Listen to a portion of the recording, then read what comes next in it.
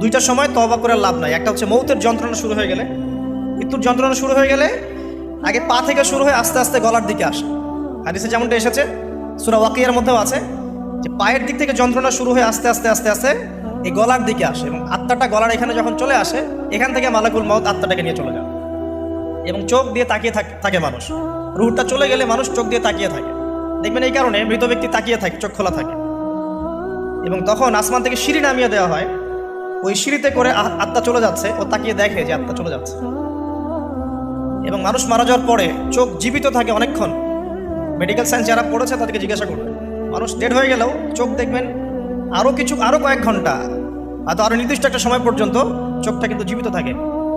এই জন্যে চোখ বন্ধ করে দিতে হয়। যাই হোক, যেটা বলছিলাম যে মৌতের যন্ত্রণা শুরু হয়ে গেলে তওবা করে লাভ নাই, তওবার দরজা বন্ধ।